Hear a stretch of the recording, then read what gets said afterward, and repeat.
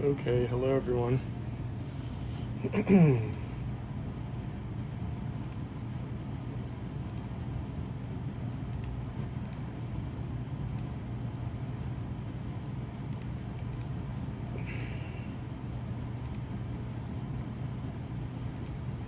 Hey, Yes, I had a question. go I ahead. sent like a message on Glenn. Everyone has to do the discussions, right? Eventually, yes.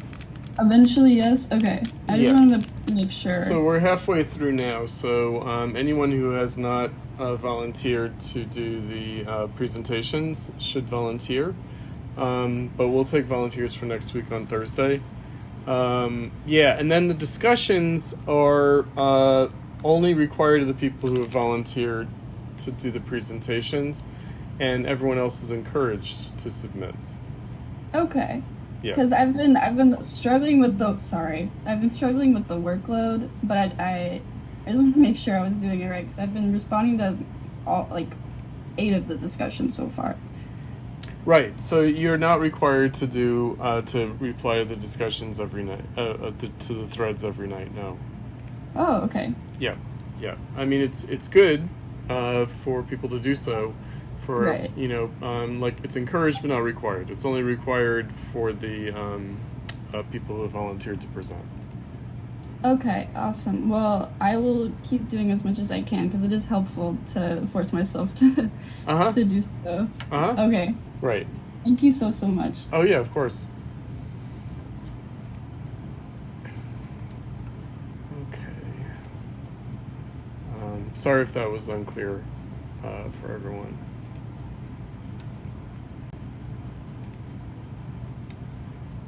All right.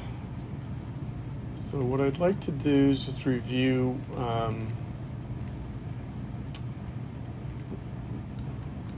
just what we're reading for tonight, tomorrow night, and Thursday, um, and sort of give you an overview of what we're doing this week. Okay, so we're reading, as I mentioned last week, selections from the Grundrisse, which are notebooks towards a critique of political economy that Marx didn't actually write, and Das Kapital, which is the critique of political economy that Marx did write. There are also notebooks to Das Kapital that are separate from the Grundrisse. So the Grundrisse are from the late 1850s, Das Kapital was published in the late 1860s. But we will see that they are the selections, the page selections that we have from the Marx-Engels Reader, from the Grundrisse and Das Kapital, are meant to be connected to mutually illuminate each other.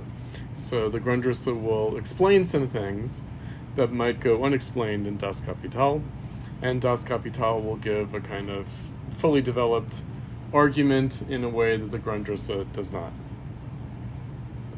Okay, so for tonight, we're going to see that we're looking at,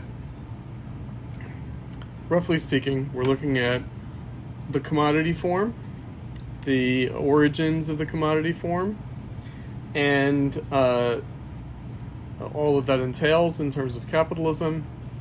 Tomorrow night, Tuesday, we will be discussing surplus value, the basis of capital in surplus value.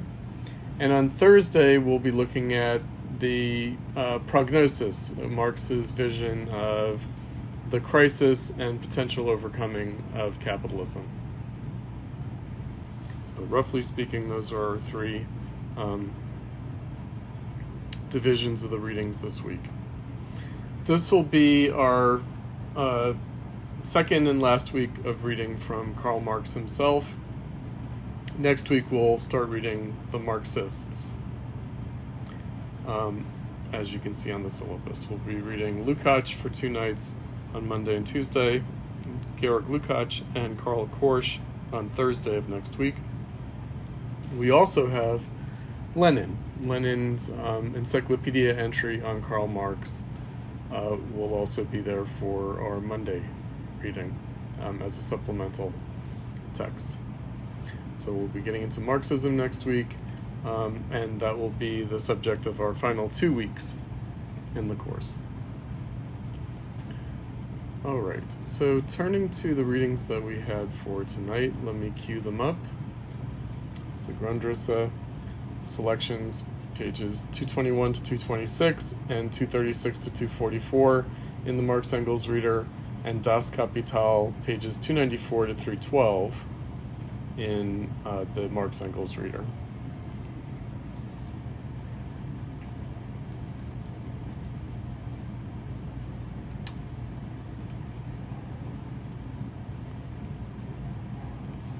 Make sure I've got this right. Yeah. We've got the prefaces. And then we have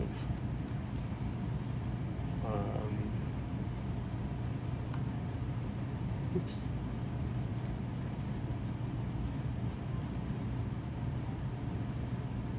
Yeah, we've got the commodity. Okay, great. All right, so let me look at the discussion thread. I think that maybe, I thought that more than one person had submitted, but maybe not. Maybe, did someone submit it? I have some notes that I'm going to post right now. Okay, great. Yeah, I thought that someone else had posted notes, maybe to a different class session accidentally, possibly. Let me see.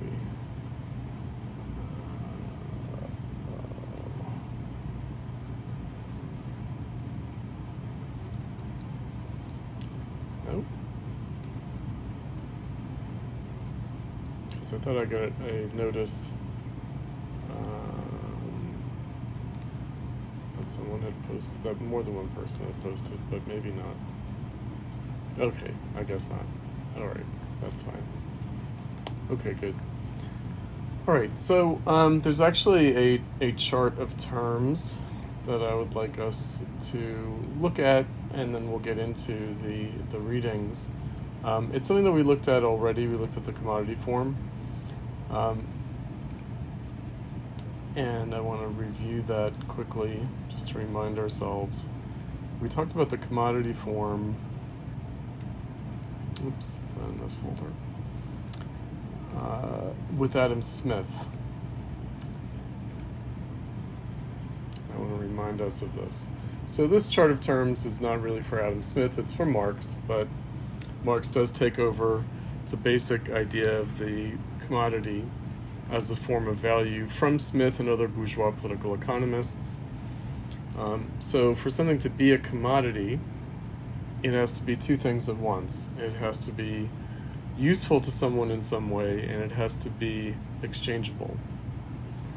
So a commodity is a use value, and it's an exchange value. When we're talking about the commodity form of value, or the value of the commodity, we're talking about the combination of two values, use value and exchange value. And what we're really talking about, because there have always been useful things exchanged, so long as human culture, human community, human society, the artificial community of human society has existed. So tens of thousands of years, there have been useful things that have been exchanged. So there have always been commodities. However, there has not always been this commodity form of value. So what does that mean? Okay, so what we're talking about is how commodities became subject to the commodity form of value. So where there were once commodities, now there's the commodity. There's a mistranslation with a selection from Marx from Das Kapital that we had from tonight, which is a commodity or commodities. It should be translated as the commodity. Okay, now what makes this form of value, to use a Hegelian idea, attain to its concept in modern society? Well, it's when one thing that was not a commodity becomes a commodity, and that's labor. So there were articles of consumption that were commodities, but the means of production were not a commodity. So articles of consumption were commodities, but the means of production were not commodities. The means of production was not a commodity. Labor was not a commodity. Land was not a commodity. Now, that doesn't mean that there wasn't the buying and selling of land, but it does mean that it wasn't a commodity in the way that we think of commodities. So means of production, not a commodity. So what we're going to see is that in capitalism, there are actually two different commodities, two different means of production. There's labor, and then there is capital. So capital is itself a commodity, and capital is a money commodity, but it's also a commodity in terms of capital goods, what we usually refer to as capital goods. So machines, intellectual property, patents, trade secrets, ways of organizing business as intellectual property or as trade secrets. So capital as money, capital as capital goods are means of production, and labor is a means of production, and these are commodities. So wage labor and capital represent the division of the commodity into two different commodities, labor and capital. When we read the 1844 manuscripts last week, we encountered this term property, private property. Private property in what? Not private property in articles of consumption, not private property in just any kind of good, but private property in the means of production. Private property in capital, private property in labor. So when we're talking about the commodity form of value as a bourgeois social relation, a bourgeois social relation of production, what we're talking about is the social relations of labor. Social relations of labor as a commodity. The social relations of the means of production as commodities, and then we'll see that there's actually a contradiction there between one kind of means of production, human labor, and the other, capital goods. Capital in terms of money, investment, but also the capital goods that such investment can buy, although money capital can also buy wage labor contracts. It can buy labor too. All right, so if we recall though, if we keep it a little bit philosophical in the way that Marx in the Grundrisse, we'll see also in Das Kapital, especially in the commodity chapter, does use rather philosophical language, does approach things rather philosophically, as well as we will see historically. Recall from Adam Smith's Wealth of Nations, I mentioned that there's a structure to the first part of the Wealth of Nations that we read that's similar to Volume 1 of Das Kapital that we'll be reading selections from. Namely, there are two different aspects of the presentation and two different aspects of the argument. One which is conceptual, theoretical, logical, and the other which is historical. Right, so the relation of the logical and the historical, or the conceptual and the historical, the theoretical and the historical.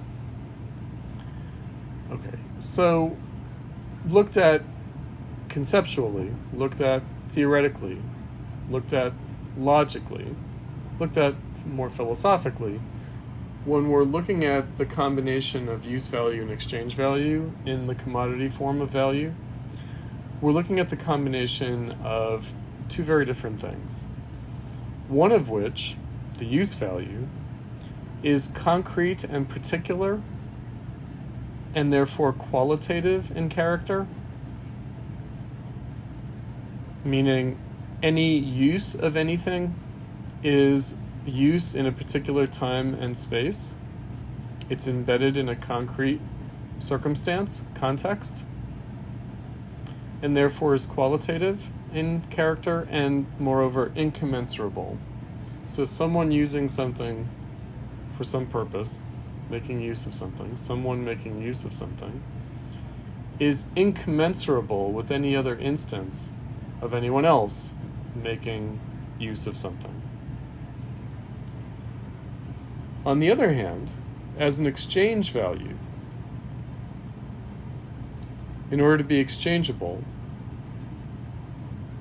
a commodity has to be commensurable.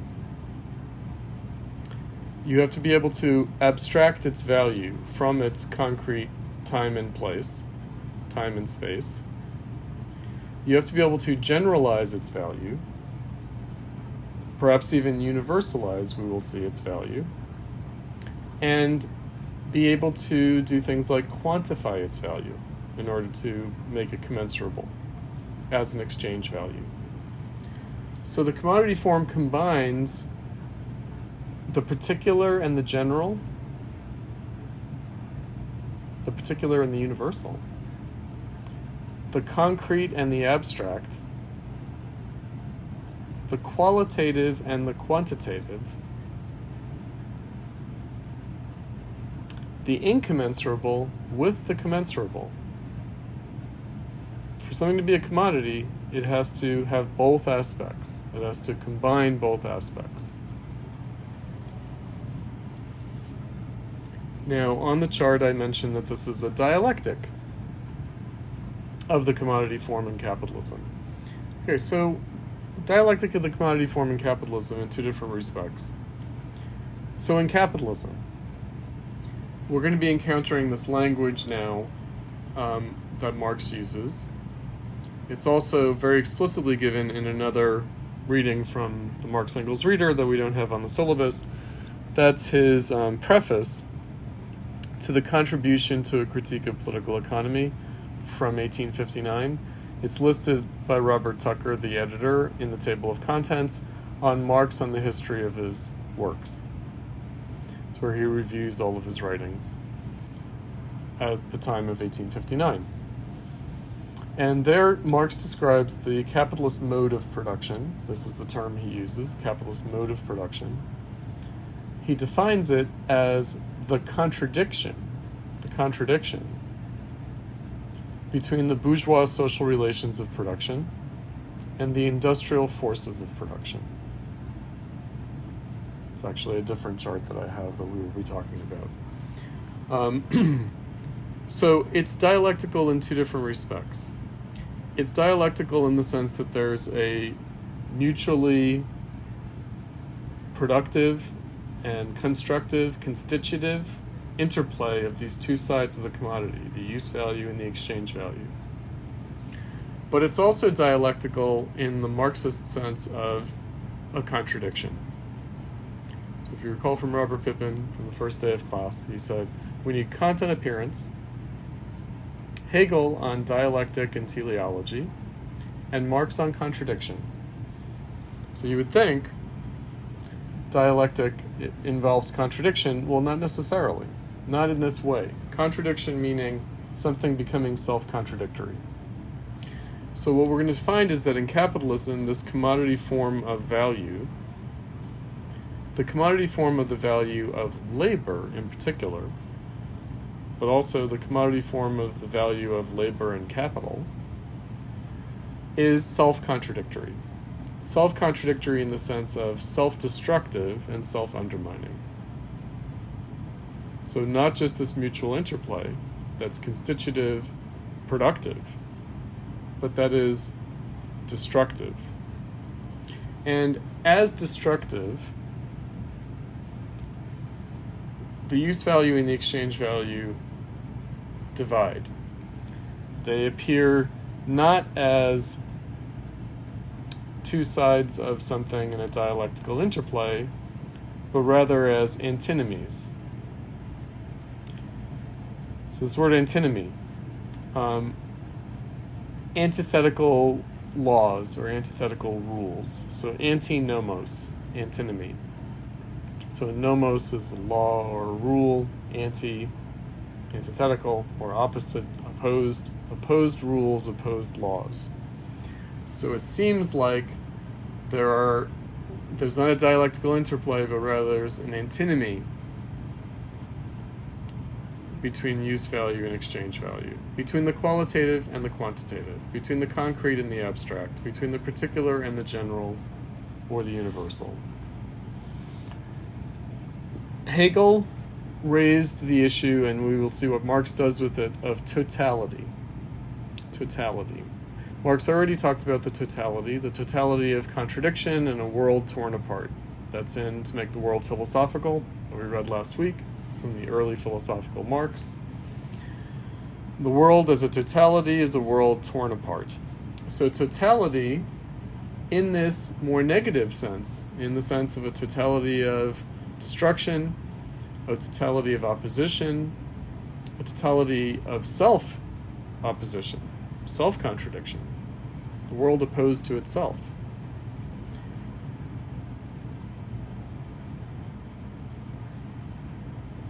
A totality that is a totality by virtue of its disintegration, which is very counterintuitive.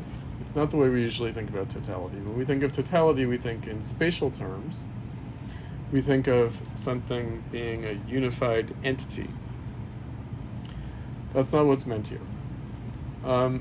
So rather it's a totality, meaning it's these things that are locked in a kind of tension, but are opposed to each other, and that in a way are tearing each other apart, being torn apart. So disintegrating.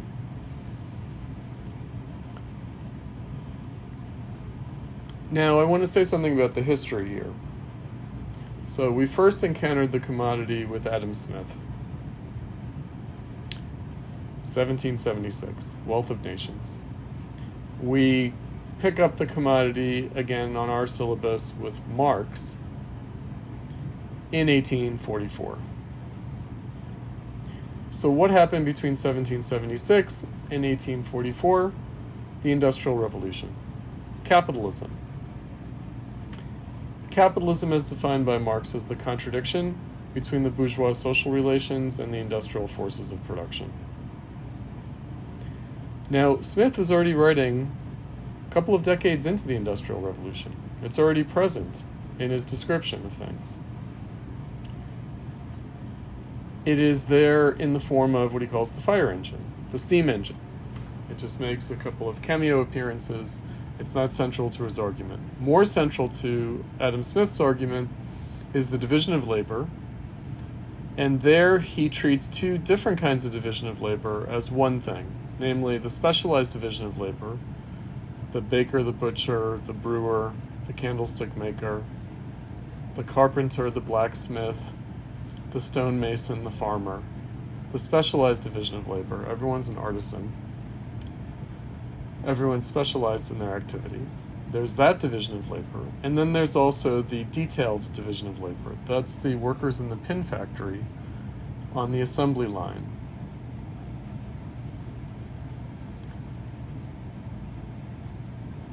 He combines what Marx is going to call cooperation and manufacture.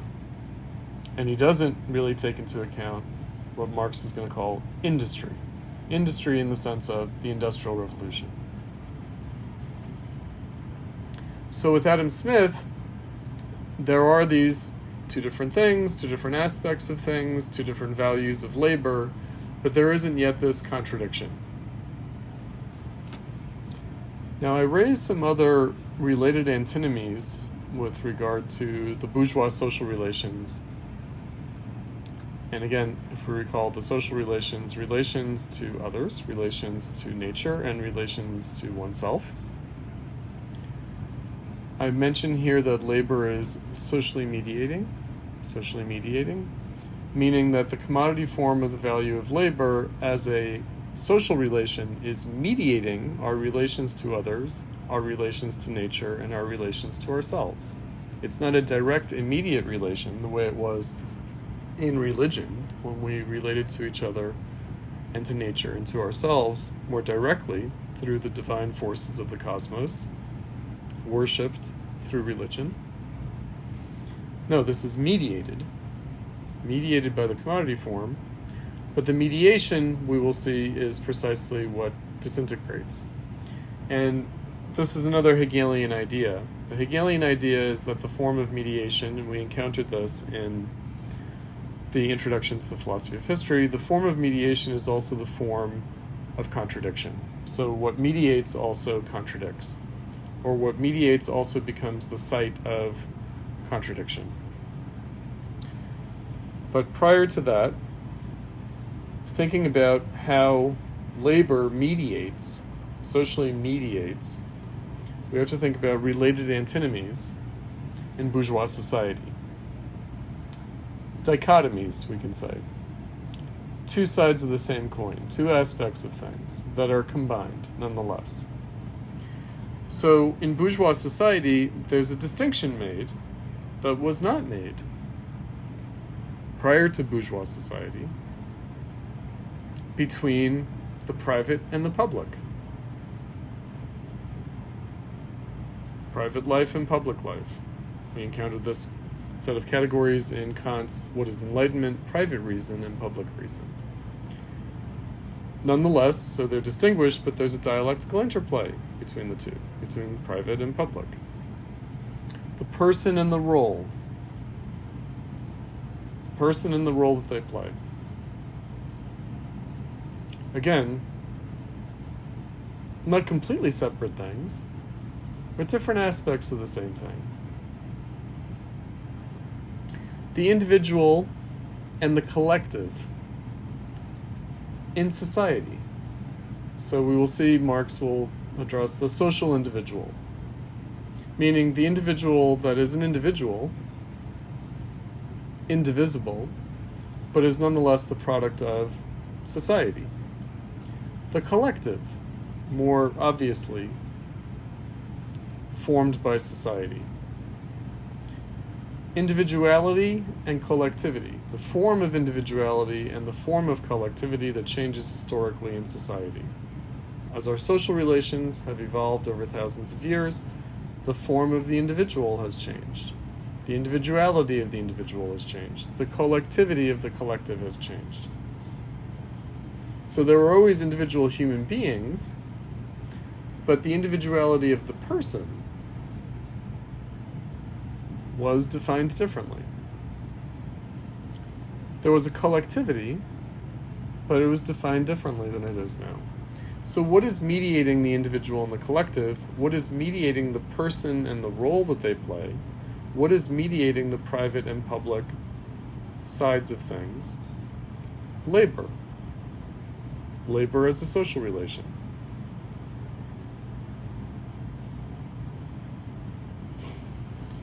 Okay, so I mentioned here, but something that we'll get into as the readings progress this week, labor time. Labor time. This category that Marx has of socially necessary labor time. He's going to introduce it up front, but he's not going to explain it beyond a certain point. He's going to explain it only in a very initial determination kind of way. So, socially necessary labor time, meaning the measure of the value of labor as a commodity. The measure of it is labor time. And we will see that it's not simply labor that is measured in time, it's actually labor power that is measured in time. But we'll see where Marx introduces that and why he does so. For Adam Smith, however, it was labor and time. Labor measured in time. There was no distinction between labor power and labor. Labor time as a measure of the value of labor. So the exchange of commodities based on how much time it took to produce them. And that is indexed against the time of subsistence, the time of reproduction of labor. So he said it's best to measure the value of things produced in society, commodities, not by money, but by a subsistence good like corn, grain. That will give you a truer picture of how labor has become more productive and increased its value over long historical periods. Money is more fickle. It's more subject to the ups and downs of the market, supply and demand. But if you look at, if you graph out over a long period of time, labor as a function of the cost of food. What's the value of labor relative to the cost of food? In other words, can laborers afford to eat more? As a measure of the increased productivity of their labor. So labor time in that sense, but we're going to see that actually what will matter is labor time in another sense, not the time of the reproduction of labor or labor power, but labor time in terms of the time of production itself. So if you recall the pin factory metaphor that Adam Smith had, or not metaphor, but image, the allegory, we might say, of the pin factory, is the massive geometrical or even exponential increase in productivity of labor through the detailed division of labor on the assembly line in the pin factory. Right, the qualitative increase in the productivity of labor in time.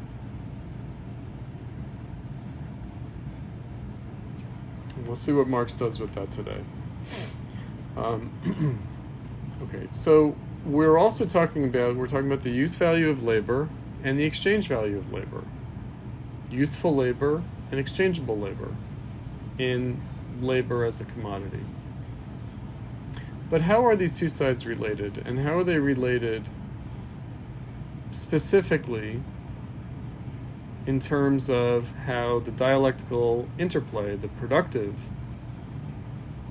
sides of the commodity, become instead antinomical, become opposed, and separate and disintegrate from each other? There it's going to be important that the use value and the exchange value as a function of time lose their intrinsic relation with the introduction of machines in the Industrial Revolution.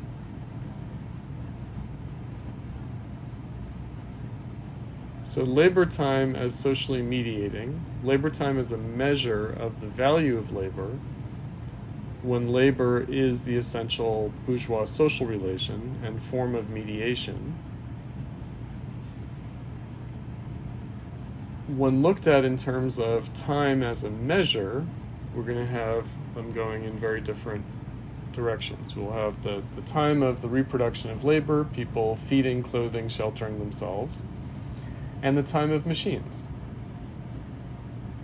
which constantly accelerates. Okay, so I also mentioned some other related antinomies that I want to call attention to here. And that is form and content, means and ends, cause and effect. We'll leave humanity and capital off for now. So what does this mean? Well, with the commodity form,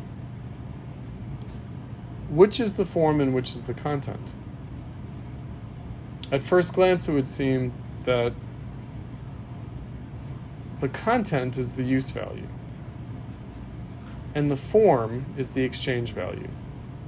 However, when people are producing things as a commodity, they just want to sell them. They're not using it themselves. They're interested in the exchange value. That's the content. The use value is merely the form. That's why in business school, at least they used to talk about the production of widgets. It doesn't matter what you're producing. You could be producing anything. Physical goods, services, intellectual property, anything.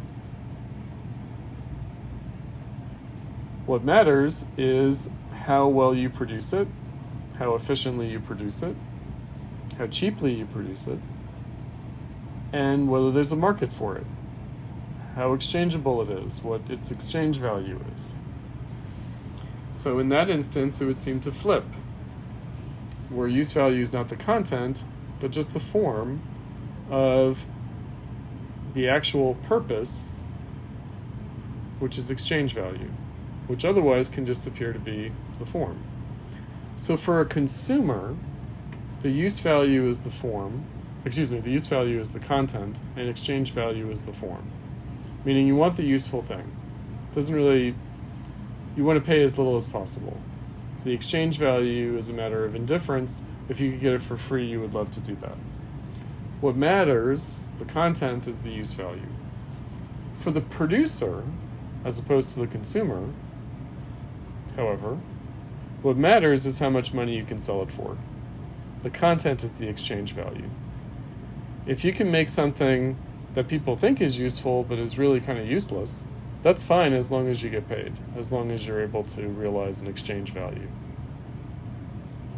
for that good or service. So the use value is merely the form, and the exchange value is the actual content. That also goes for means and ends. So we would think, okay, money, exchange value, the market, these are means to what end? To the ends of use values. But as we were just talking about, that's the consumer's perspective. The producer's perspective is that the use value is merely a means to the ends of exchange value, where what you want to do is earn as much money as possible, producing what you're producing.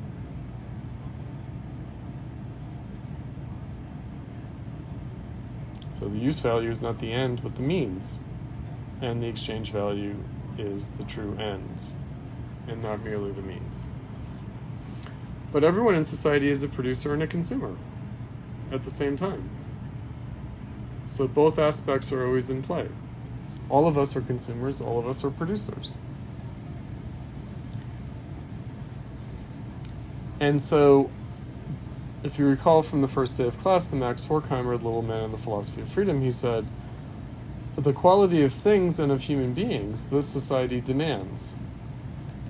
So, are the things of this society, are the people, the human beings of this society, are they the cause of the way things are? Or are they the effect of the way things are? Are they the cause of this commodity relation, social relations of labor as a commodity?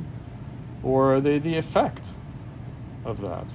Have they been so shaped by that social relation, by that form of society that we're living in bourgeois society, where the essential relation between people, with nature, and with ourselves is labor as a commodity, labor as useful, labor as exchangeable. Remind ourselves now, traditional civilization. Traditional civilization, farmers were farmers because their parents and grandparents and great-grandparents and ancient ancestors were farmers. It's not a job. It's not an employment contract. It's who they are. It's not merely what they do. They are farmers. It's a caste system. The warrior caste, it's not something that they do, fight, make war. It's who they are. It's essentially their being.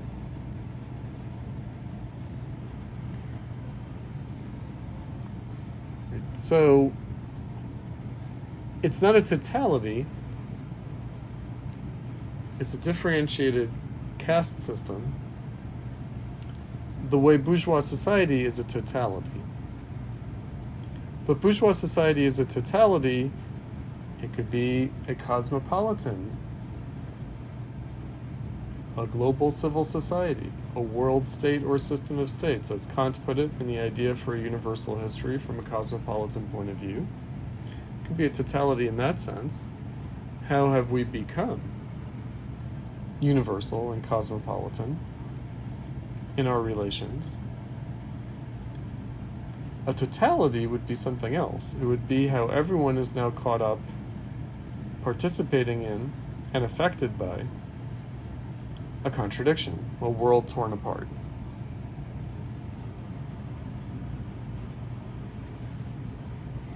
So the dialectical interplay of private and public, of person and role, of individual and collective, of content and form, of means and ends, of cause and effect, breaks down, disintegrates into oppositions, contradictions between means and ends, form and content, individual and collective, person and role, private and public. So the bourgeois dialectic of society breaks down in capitalism, in industrial capitalism. And now we have these things as such, use value and exchange value, not just two sides of the same thing, but also seemingly opposed things.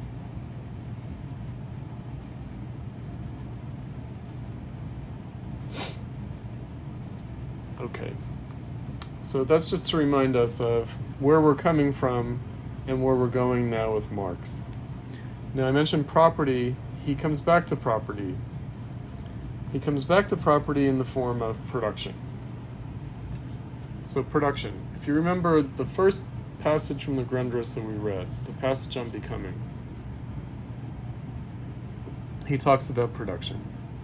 He talks about in the ancient world, everything was geared towards producing humanity in a definite form, whether defined as religious or national, etc., cultural. And we could say indefinite forms, namely according to caste, according to the caste system. So production was a means towards the ends of what the community defined as good, as the kinds of people that they want and the kinds of activity they want those people to do. Whereas in modern society, as opposed to ancient or traditional society, in modern society, production is an end in itself. There seems to be a means-ends reversal, where production is an end in itself, and therefore humans become a means to an end of production. He calls it a wholly external compulsion, an externally compulsive character to production. That's capital, of course, and we'll see he's going to bring back alienation, alienated labor, what we encountered in the 1844 manuscripts. Estranged labor.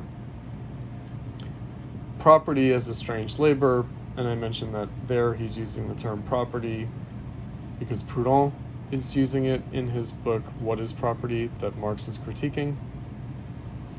But it's really property in capital, therefore it's really capital. That's the issue. Capital is the estranged labor, not property. However, he comes back to it here with the Grundrisse, a history of production and a history of property.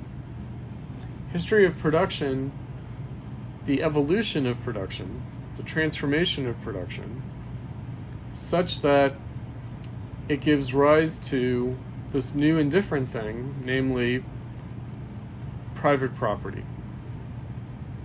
Private property as a social relation. Private property as a legal relation. So private property, individual property. Something that we didn't talk about in the 1844 manuscripts that I was thinking about is one's own labor as one's own property. So it's one of the things that he attacks Proudhon for, is by setting up this antithesis between labor and property. Proudhon forgets that for the worker, one's own labor is one's own property. In what way? Well, one's own skills, one's own abilities, one's own capacities, especially as one has developed oneself, been educated in society and by experience. That is your property. Belongs to you. It is you. It's inalienable.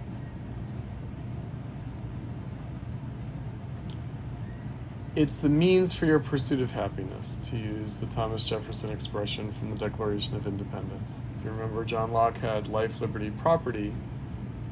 Benjamin Franklin and Thomas Jefferson replaced that with life, liberty, and the pursuit of happiness, in which property is merely a means to the pursuit of happiness and not an end in itself of the pursuit of happiness. Property is merely a means, not an end in itself, and therefore one can't talk about an inalienable right to property. One can only talk about an inalienable right to the pursuit of happiness, for which property might be one means towards that end.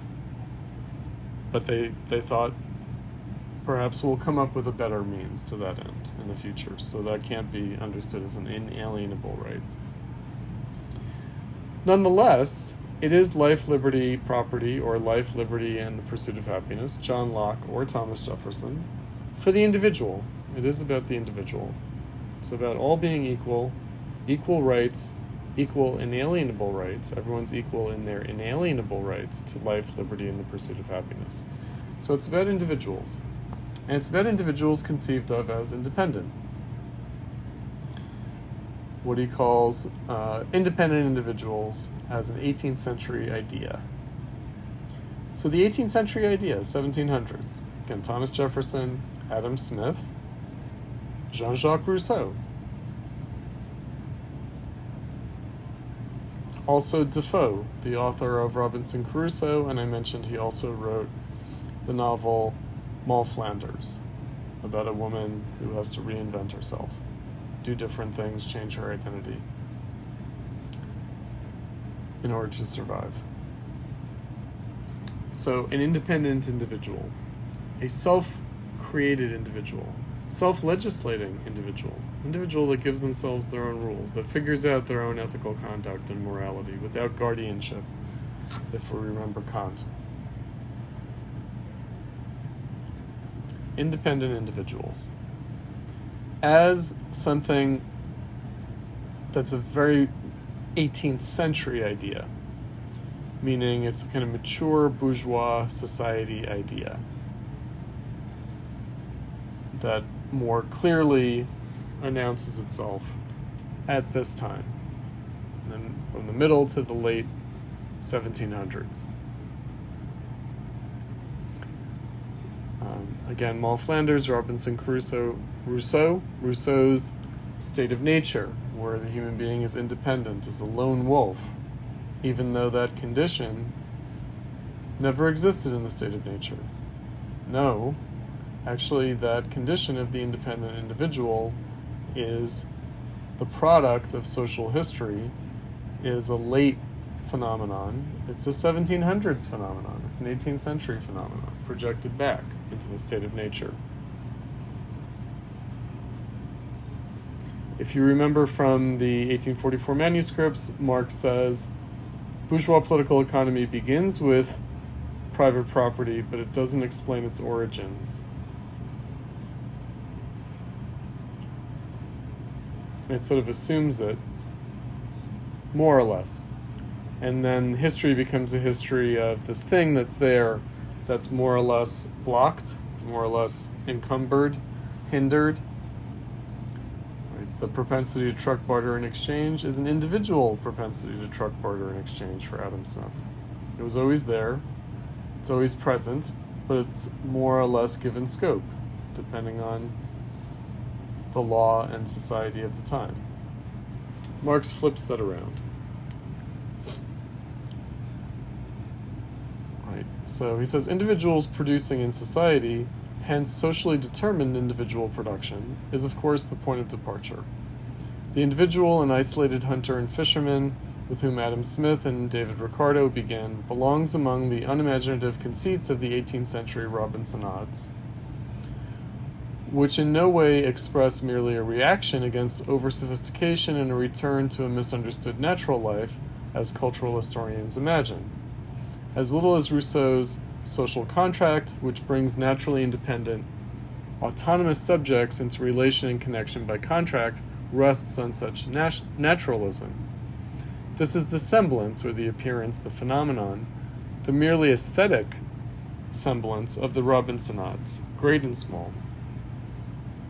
It is rather the interpretation of civil society, that's bourgeois society, in preparation since the 16th century, since the 1500s.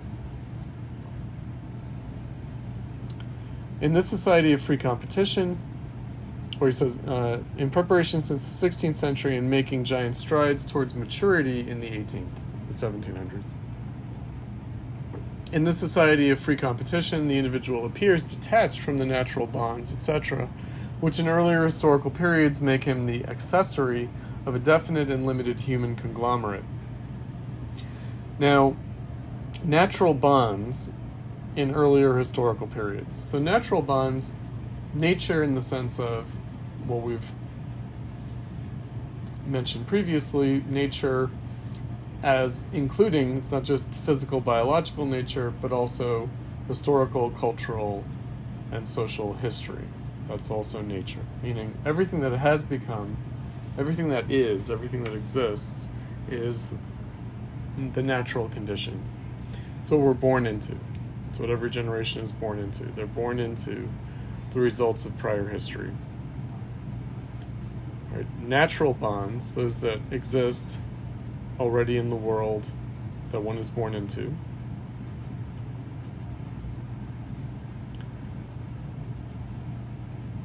Smith and Ricardo still stand with both feet on the shoulders of the 18th century prophets, in whose imagination this 18th century individual, the product on one side of the dissolution of the feudal forms of society, on the other side of the new forces of production developed since the 16th century, appears as an ideal,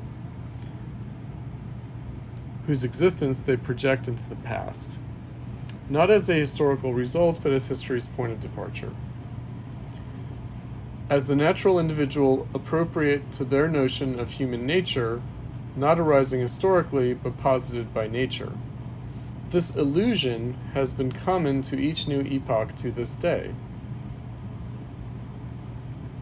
And then he says, Stuart, that's James Stuart, avoided this simple-mindedness because, as an aristocrat, and in antithesis to the 18th century, he had in some respects a more historical footing, meaning because he had consciousness of the past, the tradition, that bourgeois society was overcoming, he was not under the illusion that this was a natural condition.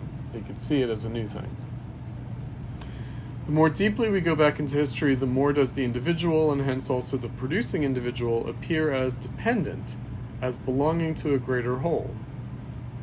In a still quite natural way in the family, and in the family expanded into the clan, and then later in the various forms of communal society arising out of the antitheses and fusions of the clans, so the tribes, the nations.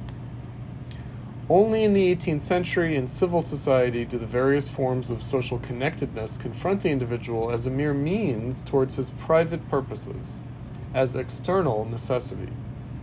But the epoch which produces the standpoint, that of the isolated individual, is also precisely that of the hitherto most developed social, and from this standpoint, general relations.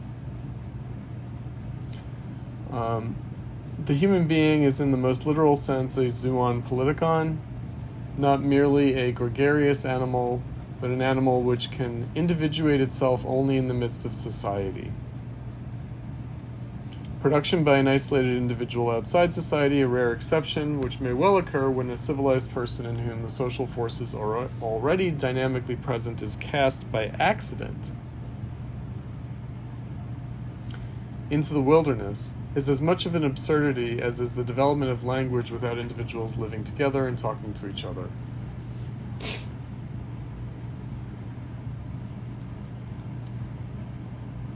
Okay.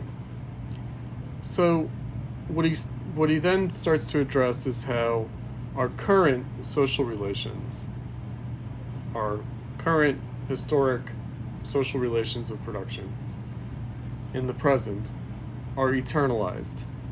They're projected onto the past, and of course they're projected into the future. They're assumed to have always been the case, and they're assumed to always being the case. That they will always be the case.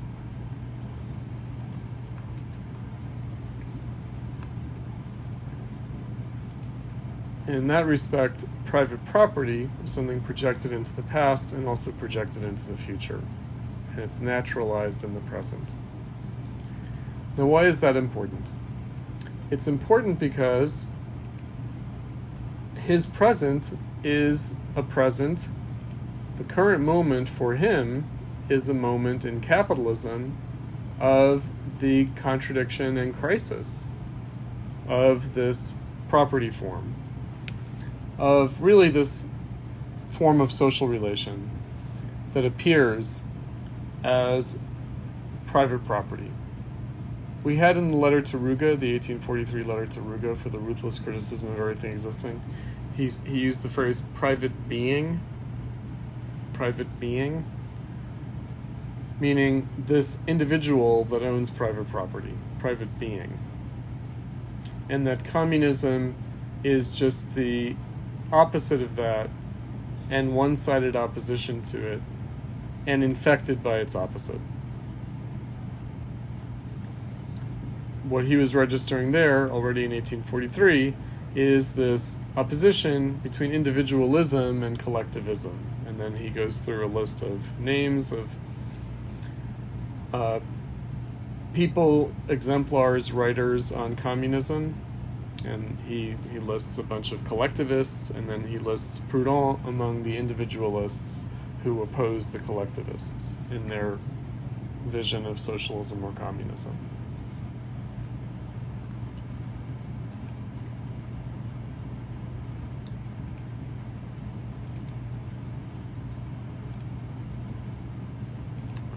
Let me see.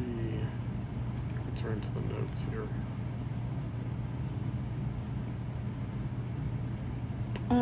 My notes won't upload, I think, because I'm a spectator or something. Oh, email them to me and I'll put them up then. Cool. If you could email me, that would be great. Yeah. Yilin, let me share the screen and then I'll ask you to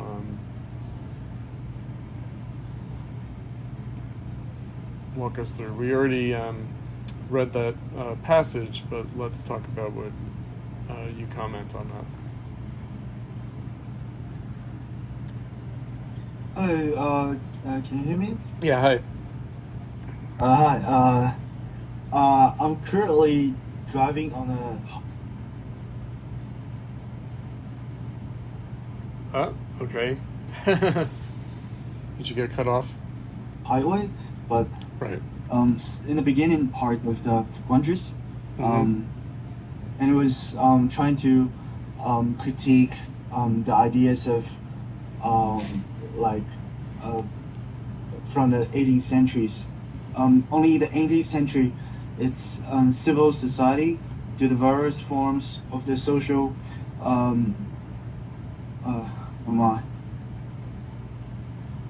connectedness confront the individual as a mere means toward his private purposes as external necessity. But epoch, which produces this standpoint, thus that of the isolated individual is also precisely that of the hetero most developed social. From this standpoint, general relations. The human being is the most literal sense in political animal, not merely a gregarious animal, but an animal which can individuate itself only in the midst of society. And I'm sorry, but if you can read it for me. Of course I will.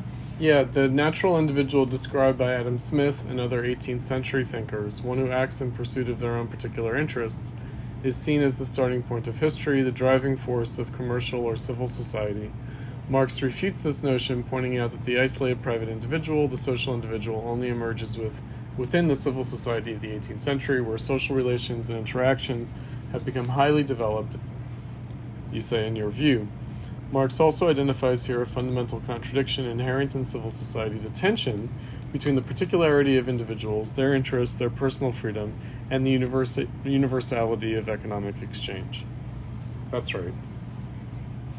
Good. Yes. I was wondering because this part, he was only like trying to introduce the part of production, because what he means by human is the human inside society, and the society is like within human. Like it's also an antidote, antidote.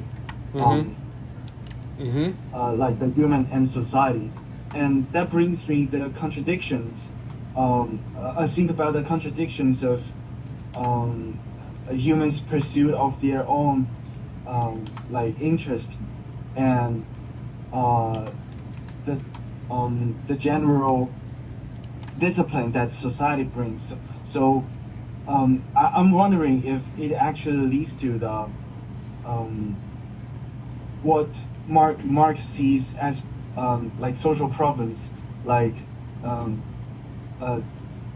great inequalities, like great inequalities between bourgeoisie and proletariat. I was thinking if that was yes, it can lead to that. That's one of its effects. That's like one of the reasons, because yes, let's just think about that.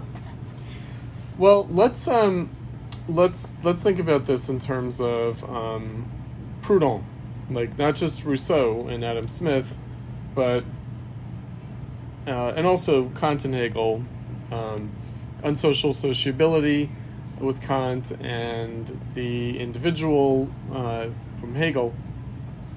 That actually all of them, Rousseau, Smith, Kant, and Hegel, are also looking at things from below. They're looking at the average person. They're looking at the day laborer, according to Kant. That Rousseau is attacking social inequality, and he's looking at it from the standpoint of the people who are not above, but rather below in society. So this would be true of everyone, not just true of the rich and powerful people. So everyone's an individual. Everyone is subsisting in society through their labor as independent individuals.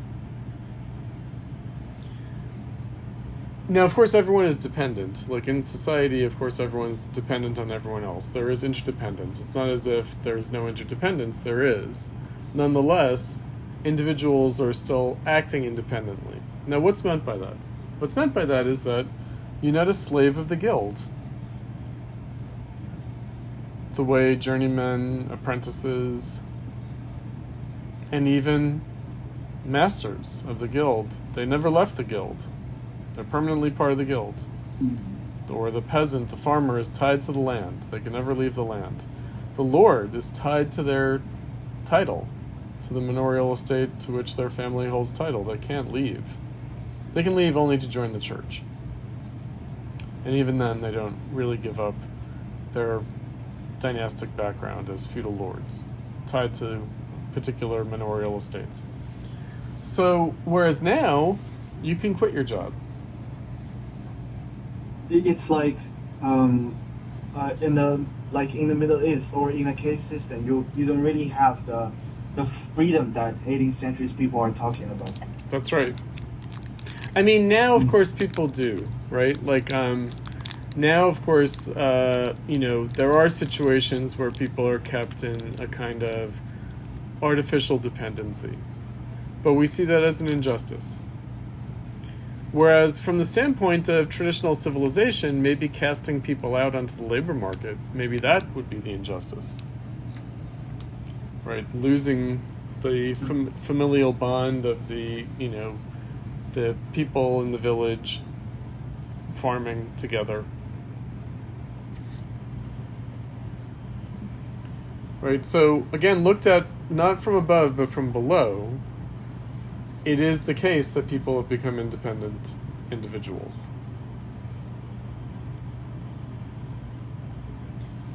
Again, not completely independent, although there are these fantasies like Robinson Crusoe,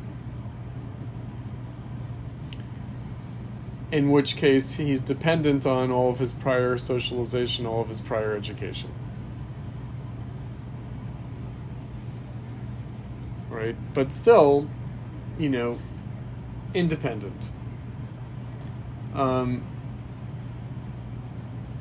So we just have to be careful about that Marx is not criticizing individuality as such.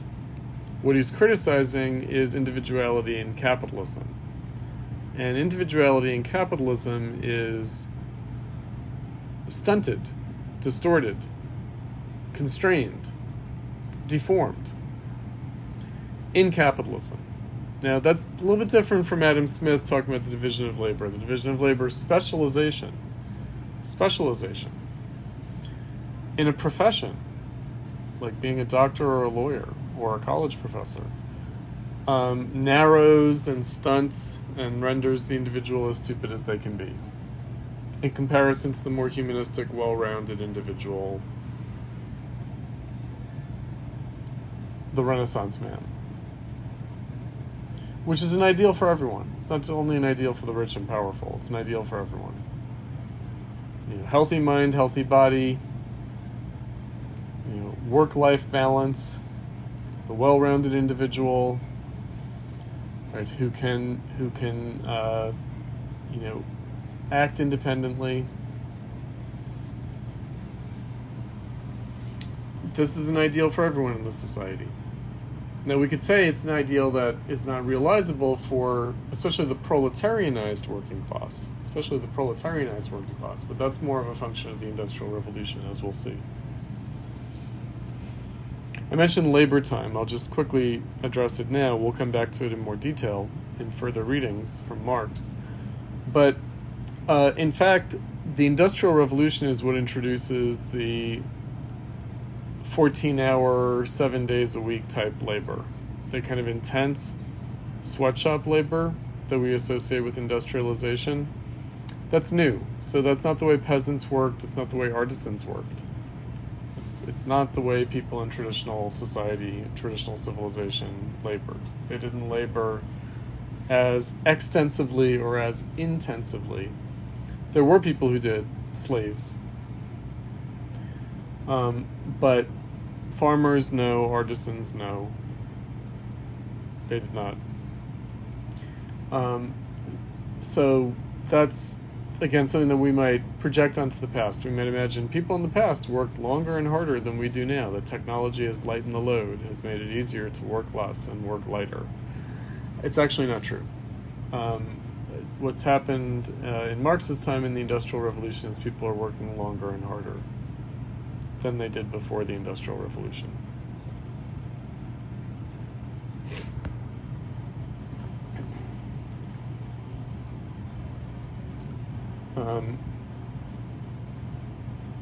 Lynn, did you have any other comments or thoughts? No, I think no. Okay. Let's look at Brett's notes, or at least start. Let's see. I'll share my screen with you guys.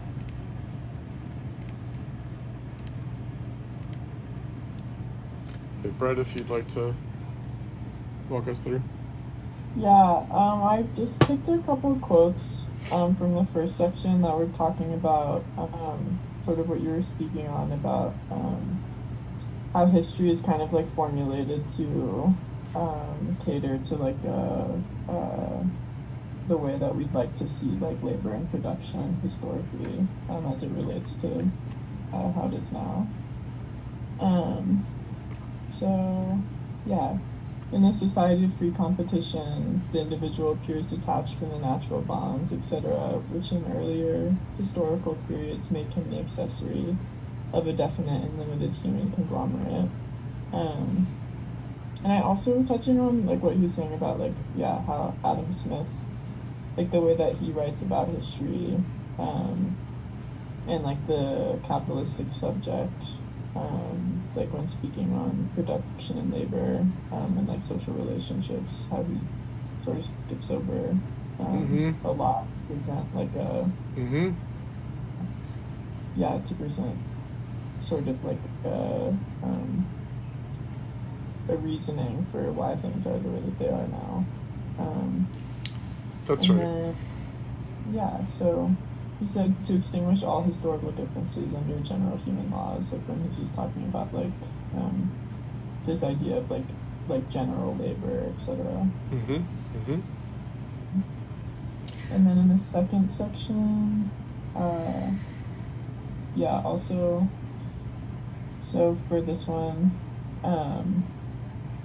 just was sort of speaking on like how when he was saying when we're looking at a country, like politically and economically, like looking at the relationships in terms of like what the population is of the country, like something that's like really sort of like big and more abstract, is like not necessarily like a productive way, I guess, of like looking at how like a nation is like functioning, but also if you sort of like go to the root of things, like the way that people are actually interacting with each other, like socially, or how they conceptualize labor and production, just points to like the sort of like bigger picture,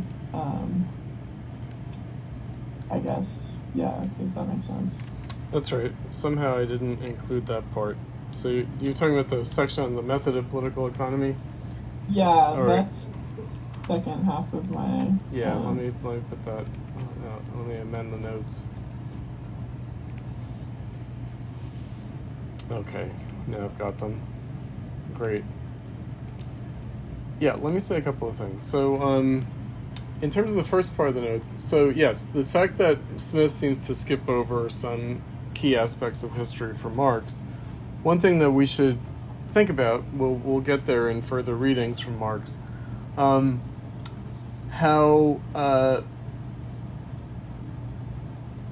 history might have appeared to Smith in one way and will appear to Marx in a different way. And the reason for that is because maybe it looks different from the 18th century than from the 19th century.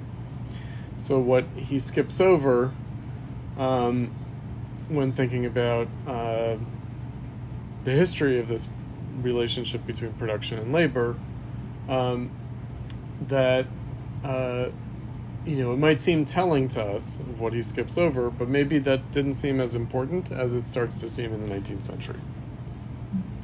Specifically, it's about people being expropriated from the means of production. So the peasants being kicked off the land. So in Smith's view, the peasants are leaving the land voluntarily to join the city and become workers in bourgeois society.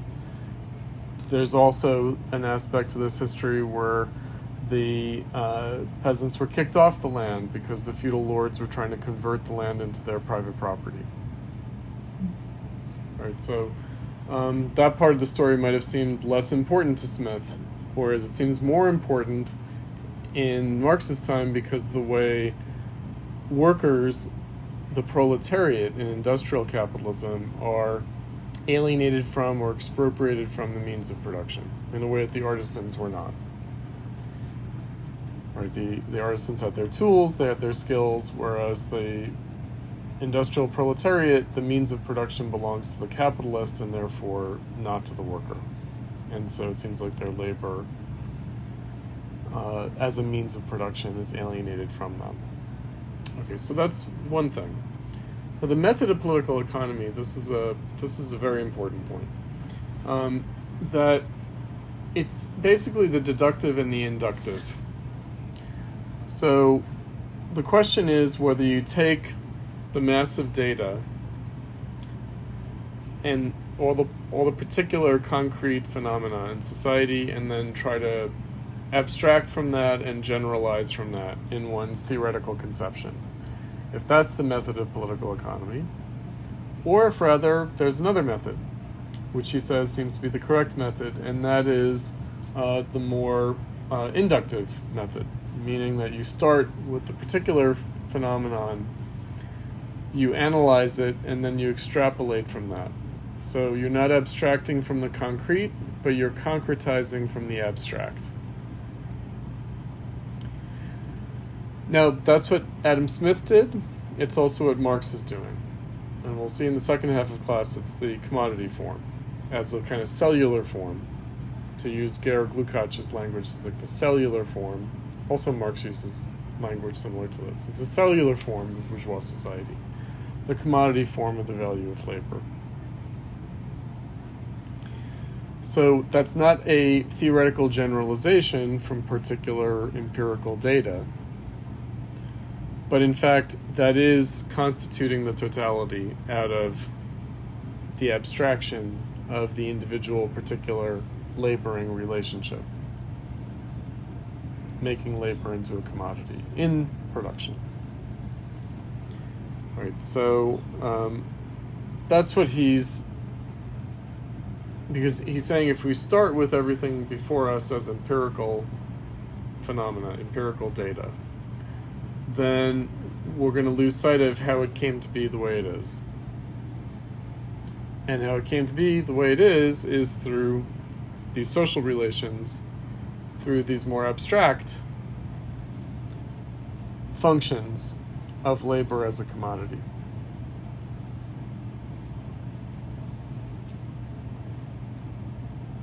So that's why he thinks that the method, that one should start with the abstraction rather than with the concrete. It's kind of the opposite of our common sense view, our kind of empirical common sense view. That we're dealing, usually the way we think about it is we've got this massive data, we've got this manifold phenomenon, and then we sort of analytically cut through it and abstract from it in order to try to understand it. He's saying, no, you don't start with the mass of data. You start with the constitutive elements, and then you see how they elaborate themselves up into the totality. At least he thinks so. He thinks that Adam Smith did this, and he himself is going to do this. That's why he starts Das Kapital with the commodity. He doesn't start with the empirical data. He starts with the abstraction. He doesn't start with the concrete phenomena. He starts with the abstract principle. I'm a little bit like, what is the abstract principle of the commodity? That's what maybe gets me a little bit confused, or exchange value. What does he mean when he says that that's abstract in relationship to a concrete population data? Okay, so the fact that labor is a commodity, that it's exchanged, that there's a labor contract, that's an employment contract, meaning I agree to work for a certain number of hours and the employer agrees to pay me a certain amount for working those hours. Right, that's actually what is determining the aggregate whole of society, rather than the aggregate whole of society determining my particular labor contract.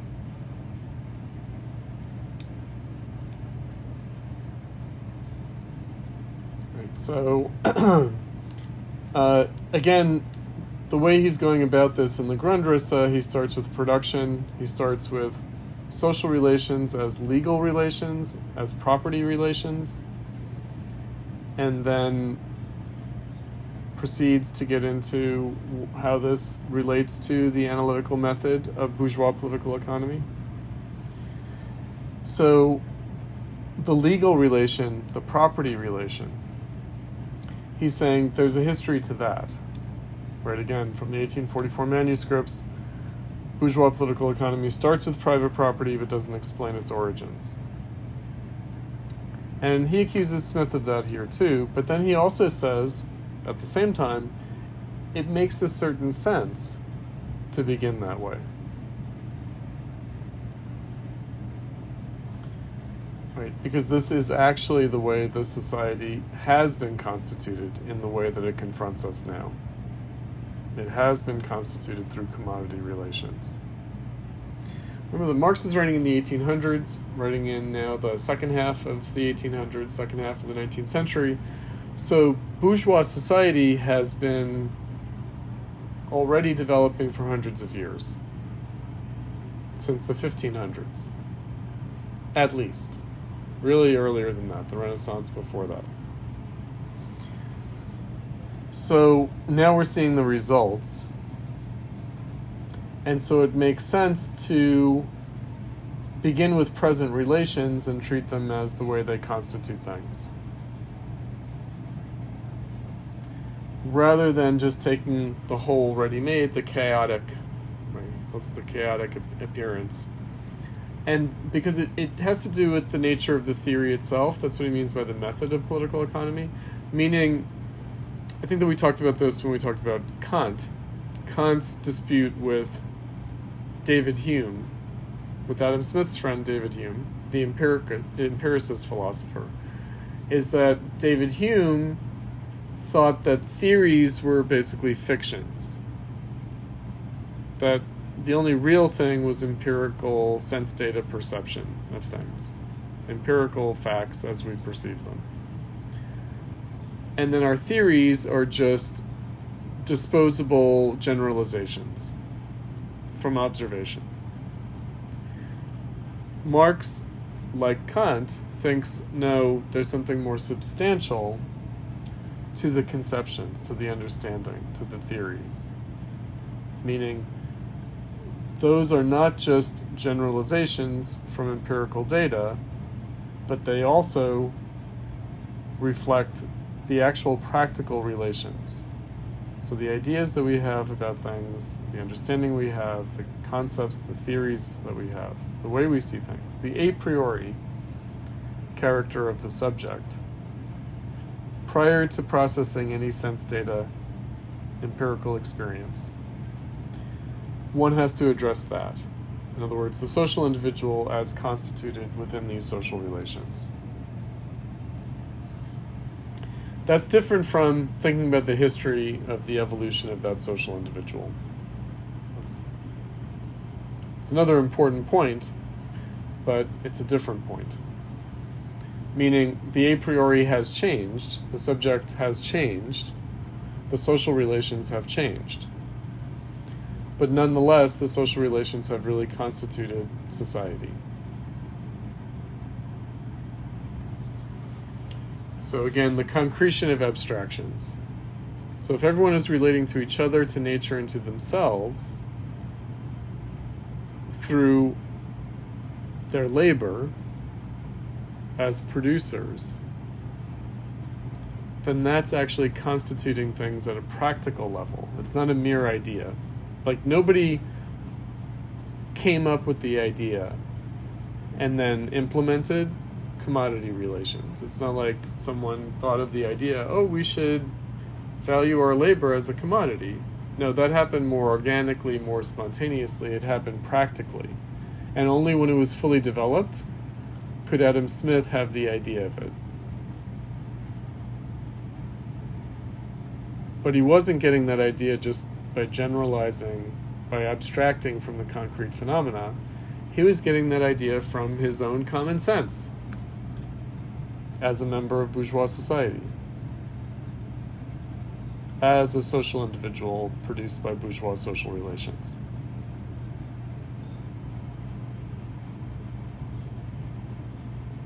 And that allows him, by the way, it allows Smith to say, what we are is more a product of education than it is our innate nature. Right, if you recall from our reading from Smith on education, He says, it's not really, we're not born all that different. It's really a function of our life experience and education that differentiates us. That's not what the caste system thought. So aristocrats thought that they were the way they were through their breeding by blood. It was in their nature itself, and it was in the nature of peasants to be farmers. It wasn't the product of society and education and life history of the individual. All right, so we have to keep that in mind as well.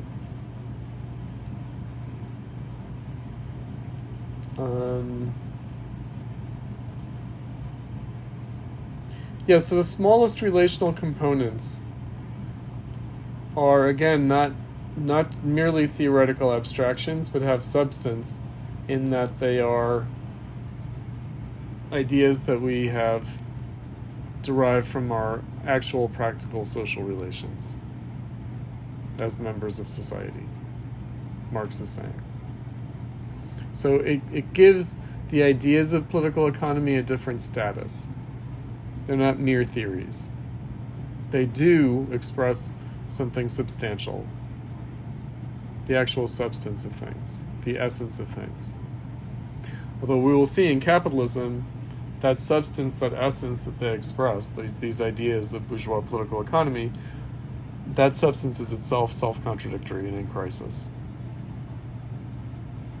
in the industrial era. But we have yet to get there.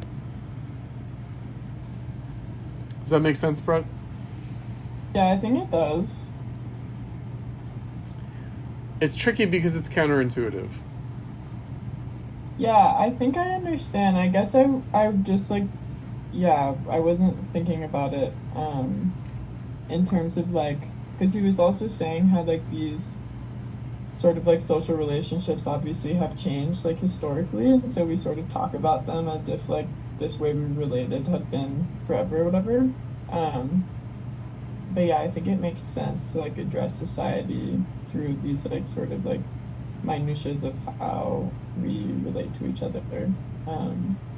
He agrees with Hegel that when people lived differently, religion reflected their actual reality.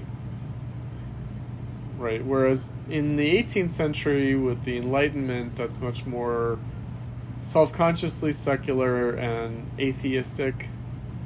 So David Hume refused to confess to his sins on his deathbed. He refused to be given the last rites. And Smith defended David Hume's right to do that as an atheist, right? So, they then, instead of having that, basically from Marx, as for Hegel, the old religion was not merely a superstition. It wasn't just a kind of benightedness and an ignorance. It reflected the real relation of things, which is that it appeared to be providential, it appeared to be divine. One's place in the world seemed to be the act of God. And religion reflected that in traditional civilization. Again, the truth of the human condition changed. And so the reason why people in the past didn't have these 18th century ideas about the independent individual is that reality didn't exist. People didn't live that way. Now they do. So they have these ideas. That's the idea. Yeah, totally. Yeah. All right, let's take a short break. I know that we're running a little bit over time for the first half, and then we'll come back and get into the commodity.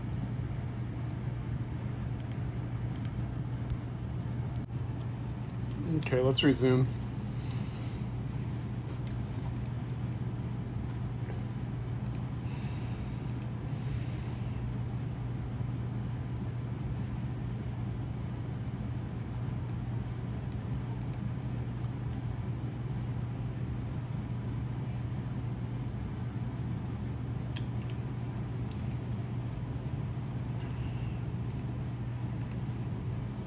Okay, so let's look at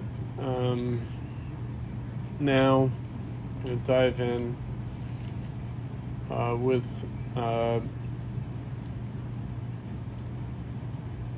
the beginning of Das Kapital by Karl Marx. He has some more discussion of methodology in the prefaces that were included here. The prefaces and afterwards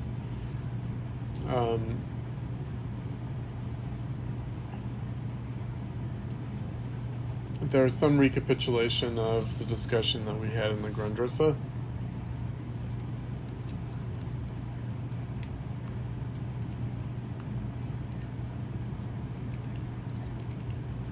Oops.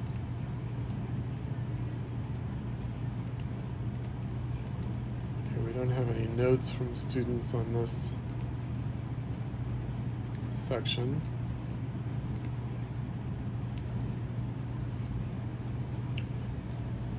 So it'll be up to me to take us through this.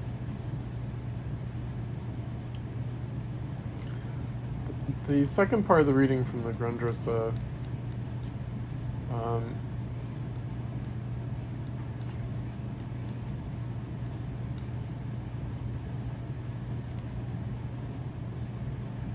we had for tonight, just those last 8 pages, 236 to 244.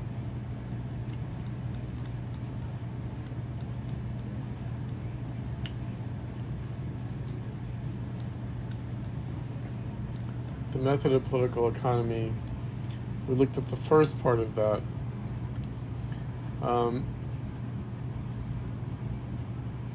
So to sort of emphasize this point about the nature of concepts and categories for Marx.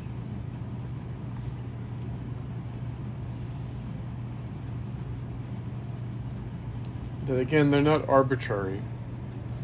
They have the character of a necessary form of appearance. But now we will see in capitalism, it's a necessary form of appearance of contradiction. So when we were talking about the immanent dialectical critique of phenomena, the necessary form of appearance, not just the way things are, but the way they could and should be. And of course for Marx, the way they could and should be would be beyond the bourgeois social relations. So that changes the status of the way things appear in terms of bourgeois social relations. The identity of social being and consciousness, this is another set of terms that we'll be using, becomes rather the contradiction of social being and consciousness. So for Adam Smith, from Marx's perspective, it's natural that things appear to him the way they do, because there's an identity of social being and consciousness. There's an identity of these concepts and categories, these forms of consciousness, thinking of social relations in terms of labor and in terms of labor valued as a commodity, useful labor that's exchanged.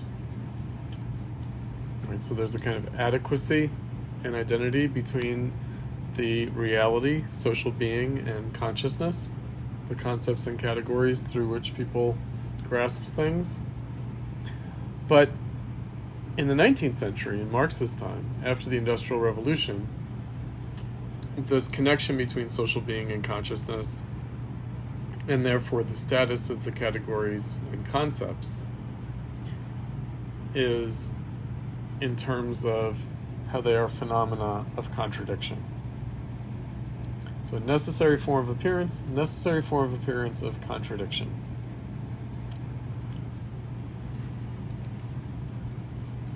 So that's how he's approaching the commodity. What is it that has come into contradiction, and how are we seeing it in and through that contradiction? Now, there's actually a passage from Adorno, who we will be reading later, but from a writing not on our syllabus. So it's just that's a letter that he wrote.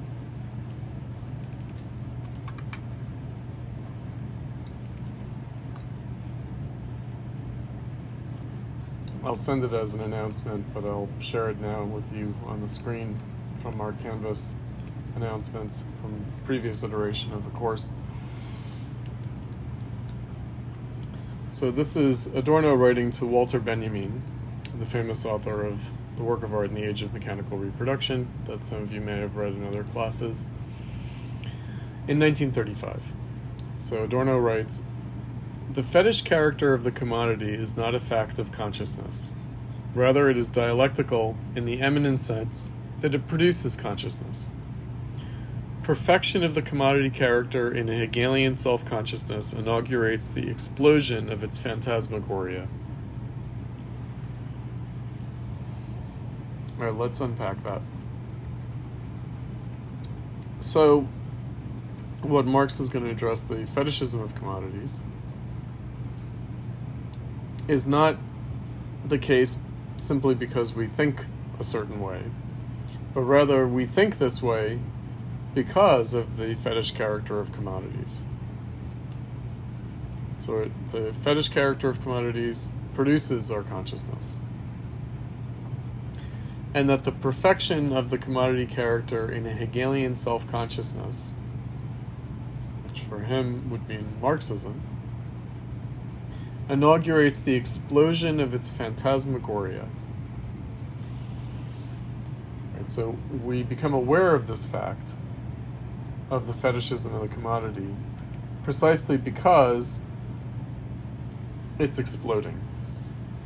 So what does this mean? It means that there's no reason to accuse someone like Adam Smith of commodity fetishism, or fetishism of the commodity, because it was simply natural to him.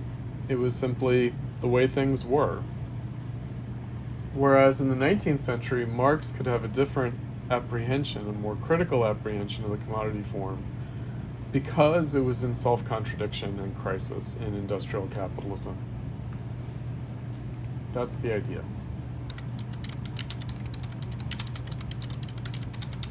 So I'm going to pull up a web page version of the section that this strange word shows up in, and that is phantasmagoria. It's not in the version, the translation that we have in the Marx-Engels Reader, nor is it in any of the English translations, even though it is originally an English word that Marx inserts into his text. But then when it's translated back into English from German, then they scrub it out. So it's kind of an irony. Okay, so it's in a particular paragraph.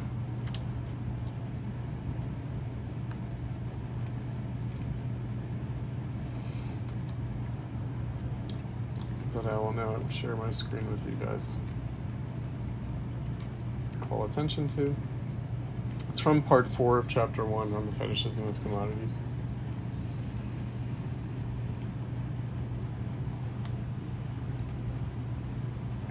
So, he says, "A commodity is therefore a mysterious thing, simply because in it the social character of men's labor appears to them as an objective character stamped upon the product of that labor. Because the relation of the producers to the sum total of their own labor is presented to them as a social relation, existing not between themselves, but between the products of their labor. This is the reason why the products of labor become commodities, social things whose qualities are at the same time perceptible and imperceptible by the senses.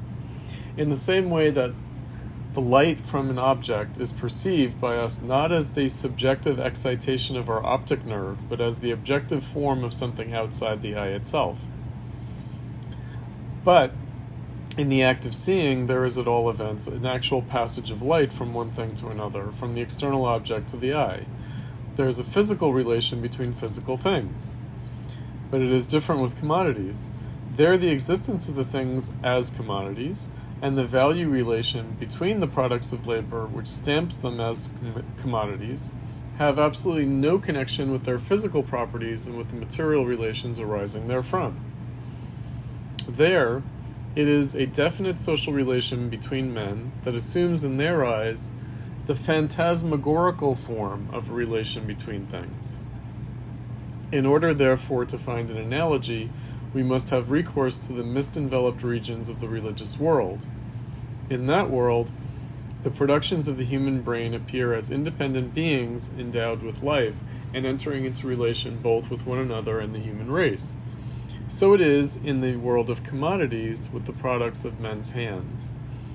This I call the fetishism which attaches itself to the products of labor so soon as they are produced as commodities, and which is therefore inseparable from the production of commodities. He says this fetishism of commodities has its origin, as the foregoing analysis has already shown, in the peculiar social character of the labor that produces them. Okay, so fetishism here is not like a sexual fetish. It's not a psychological phenomenon. It's not like a Freudian psychoanalytic fetish. It's not a substitute gratification, substitute satisfaction. It's not a displaced object. It's not a substitute object for the real desired object. It's not that. That's because Freud's writing later and Marx isn't really writing about psychology. So what is the fetishism here? It's anthropological fetishism, meaning it's a fetish in an anthropological sense, meaning it's like a religious phenomenon. So it's not a psychological or sexual phenomenon, it's more of a religious or cultural phenomenon, a social phenomenon, meaning just as in religion people experience the world as really imbued with divine forces, with spiritual forces, actually making things as they are, making the world as it is. That's just taken for granted. It's just the cosmology that people inhabit in the religious world. So it is in our world. We inhabit our world also within these fetish forms. So the fetish forms that we have, however, are not the divine forces of the gods or the spirits, but the social relation of the commodity. The form of value of the commodity in labor.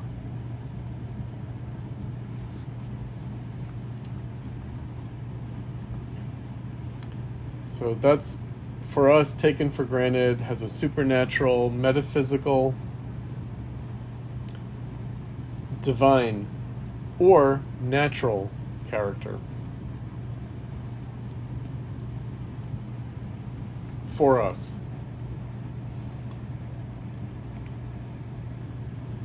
So that's our fetishism. If people in the past lived in the fetishism of religion, we live in the fetishism of commodities.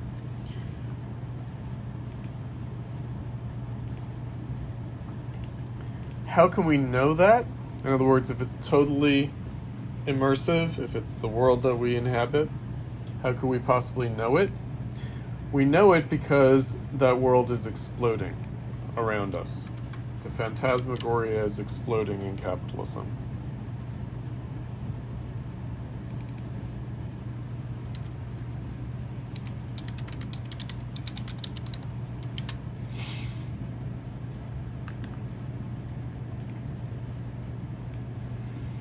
I'll send that paragraph and the Adorno passage from his letter to Benjamin as an announcement in Canvas so you guys have it.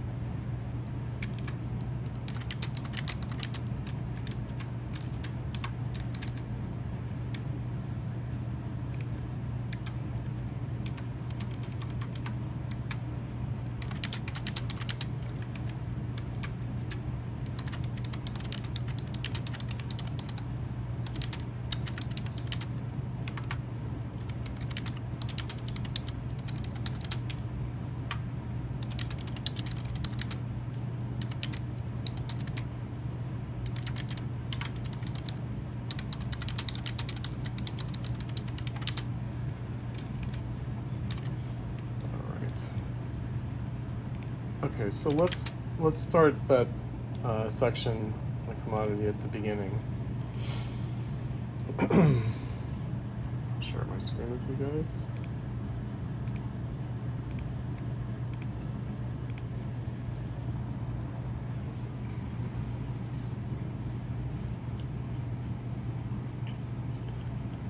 So he writes, the wealth of those societies in which the capitalist mode of production prevails presents itself as an immense accumulation of commodities, its unit being a single commodity. Our investigation must therefore begin with the analysis of a commodity. So I mentioned that this is a little bit incorrect of a translation.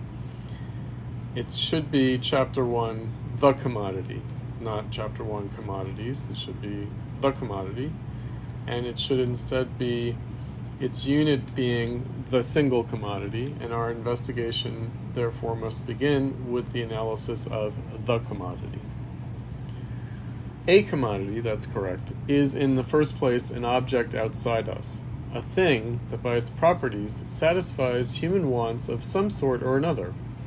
The nature of such wants, whether for instance they spring from the stomach or from fancy, makes no difference.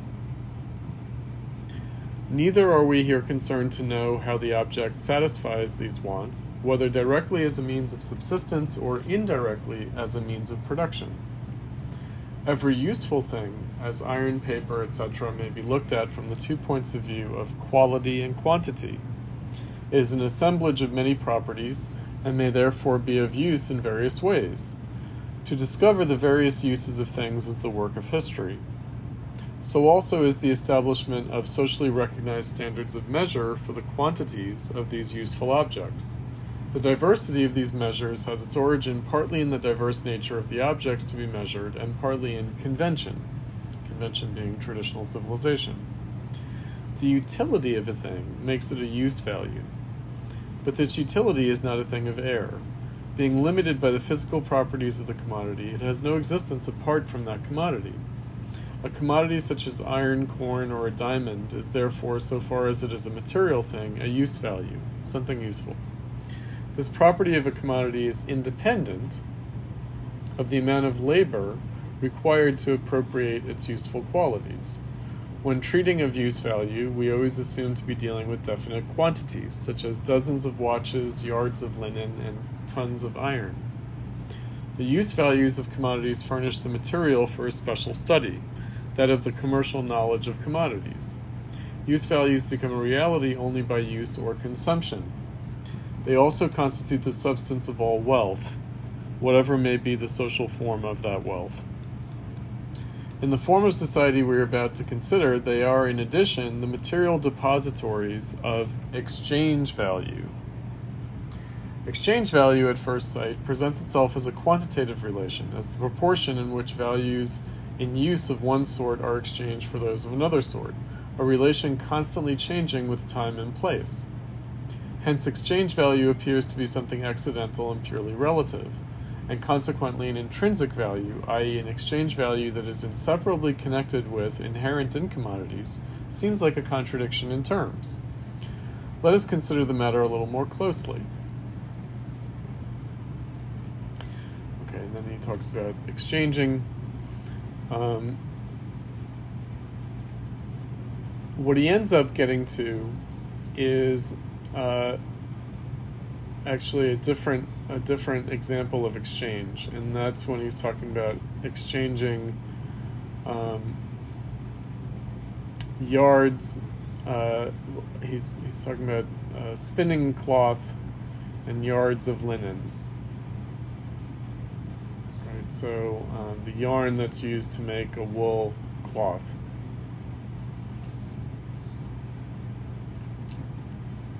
Right, so he says, if then we leave out of consideration the use value of commodities, they have only one common property left, that of being products of labor. But even the products of labor itself has undergone a change in our hands. If we make abstraction from its use value, we make abstraction at the same time from the material elements and shapes that make the product a use value. We see in it no longer a table, a house, yarn, or any other useful thing. its existence as a material thing is put out of sight. Neither can it any longer be regarded as the product of the labor of the joiner, the mason, the spinner, or of any other definite kind of productive labor. Along with the useful qualities of the products themselves, we put out of sight both the useful character of the various kinds of labor embodied in them and the concrete form of that labor. There is nothing left but what is common to them all. All are reduced to one and the same sort of labor, human labor in the abstract. Let us now consider the residue of each of these products. It consists of the same unsubstantial reality in each, a mere congelation of homogeneous human labor, of labor power expended without regard to the mode of its expenditure. All that these things now tell us is that human labor power has been expended in their production, that human labor is embodied in them. When looked at as crystals of the social substance common to them all, they are values. So again, the commodity form of value, and value has these two dimensions, use value and exchange value. We have seen that when commodities are exchanged, their exchange value manifests itself as something totally independent of their use value. But if we abstract from their use value, there remains their value as defined above. Therefore, the common substance that manifests itself in the exchange value of commodities, whenever they are exchanged, is their value. The progress of our investigation will show that exchange value is the only form in which the value of commodities can manifest itself or be expressed. For the present, however, we have to consider the nature of value independently of this, its form.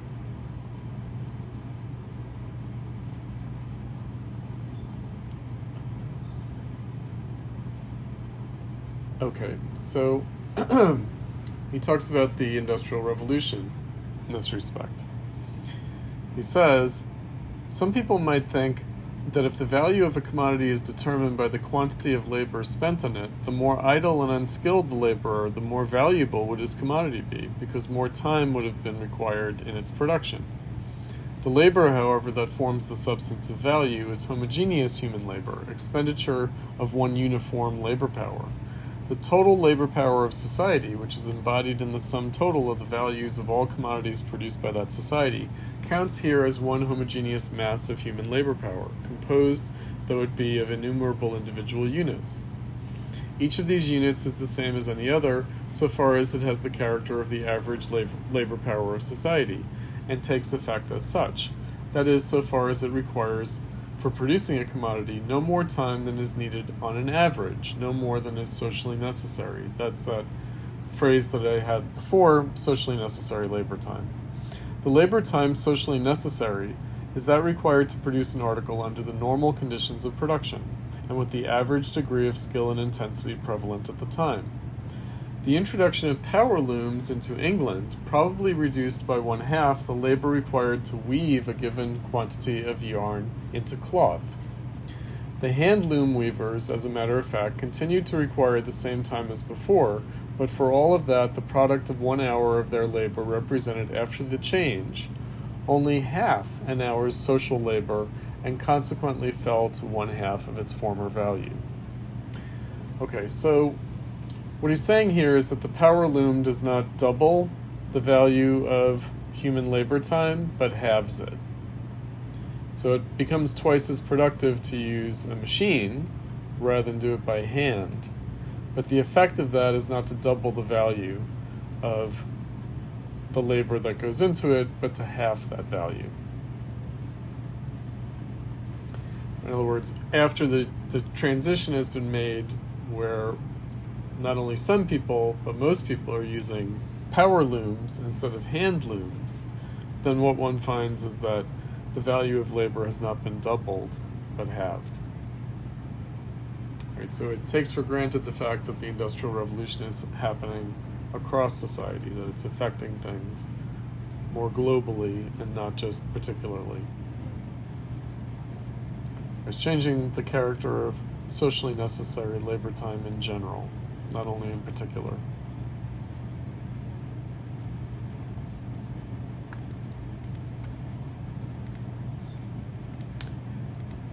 And so in this respect, the use value and the exchange value of the commodity start to seem at odds with each other in a way that was not the case for Adam Smith.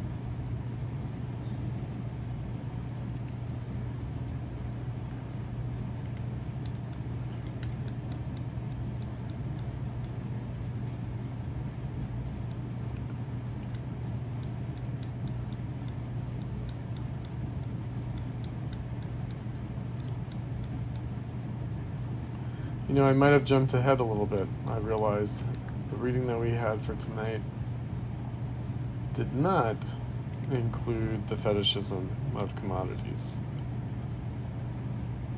That's going to be tomorrow. Sorry about that. I jumped ahead of us. So we were only doing use value and exchange value from the commodity chapter tonight. Tomorrow night, we start with 319 to 329, and so we will have already covered some essential points. The fetishism of commodities and the phantasmagoria.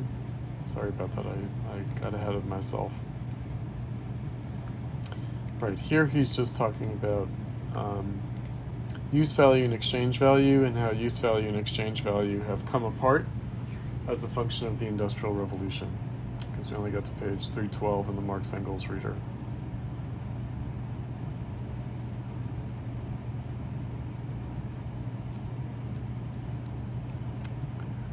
All right.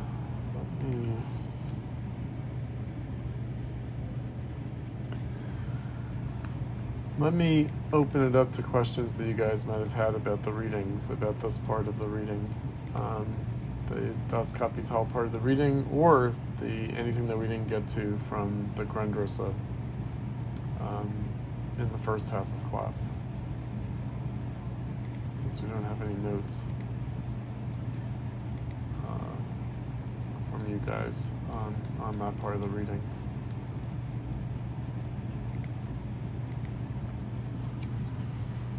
Anything that you'd like clarification on?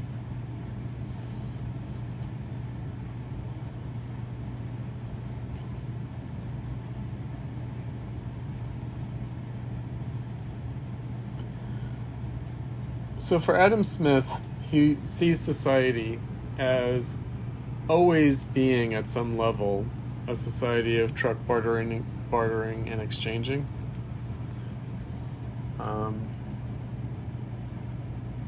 The Grundrisse is in the, just responding to the chat here. The Grundrisse, this is Milo, I think, or is it Mio? Sorry. It's in the Marx-Engels Reader, so it's the pages listed on the syllabus. It's all in the Marx-Engels Reader that are in the Marx folder and the files on Canvas.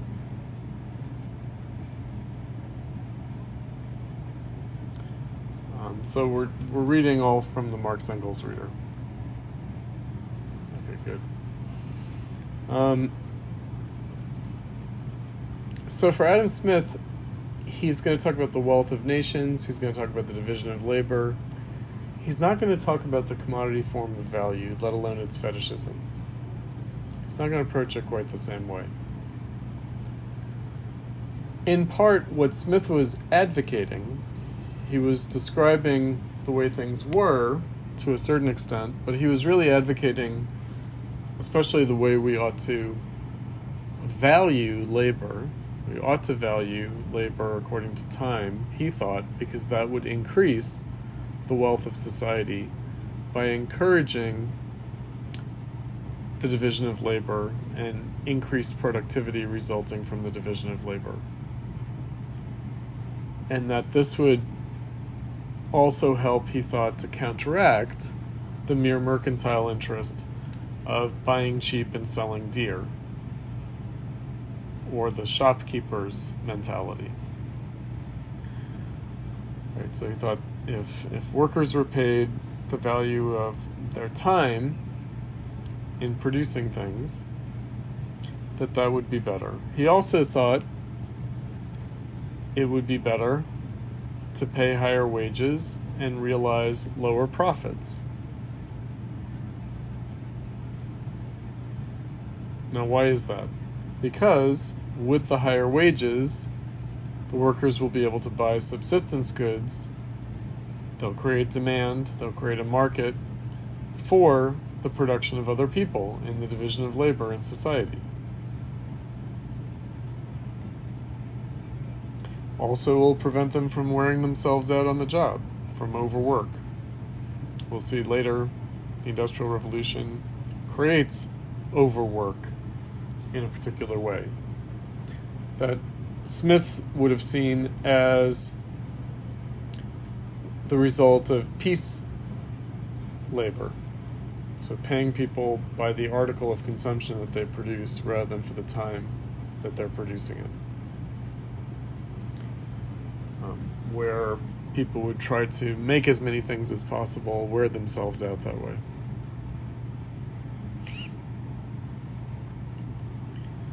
So Smith was advocating for a certain approach, both theoretically and practically, to production, with the aim of increasing the productivity of labor and therefore the wealth of society. Marx, he's assuming that Adam Smith was adequately describing the way things were, and his advice was heeded, was taken up, was implemented, and the result was different from what Adam Smith thought, because the tendency set in motion by paying people for their labor time introduced a perverse reality that we'll be addressing the next 2 nights, tomorrow and on Thursday. Namely, that machines can produce more efficiently as regards time.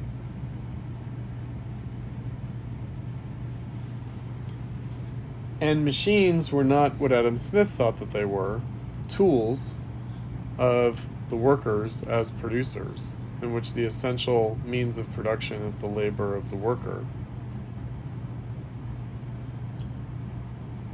But actually, production is more the result not of human activity, but of machines, of machine activity.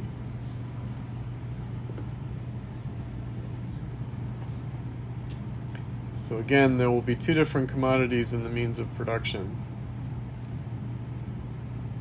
Human labor power and its value measured in time, and machines and the value of their production measured in time. And that is the result of what Adam Smith thought should be the case, ought to be the case, but with a perverse consequence, with a kind of reversal of the intended effect. Which Marx is a good Hegelian. It doesn't surprise him. It doesn't surprise him that the virtue advocated by Adam Smith undermines the society that takes it up. In other words, that society's own virtue becomes self-undermining and self-destructive. Why is that? Because it's just a moment in an ongoing process of becoming an ongoing transformation. Meaning, a society of cooperation through the division of labor, as Adam Smith conceived of it, necessarily yielded to a higher society, a changed, transformed society. And Marx thinks that he's in the middle of that transformation. Namely, that's what that Industrial Revolution was really about. It was both realizing, but also negating the bourgeois society of labor, the social relations of labor, valued in the form of a commodity. That the realization of that was actually its negation.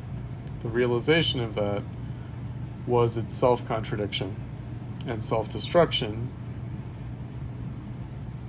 or the totality of a world torn apart which he thought was leading to the next historical phase of communism, beyond those bourgeois social relations of labor, and beyond the value of labor power as a commodity measured in time. All right, we'll get to how that works tomorrow. So details of how that comes about will be the subject for tomorrow.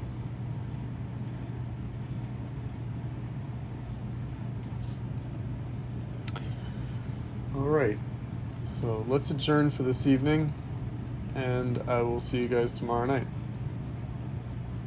Thank you. Okay, thanks, guys. Thank you. Bye.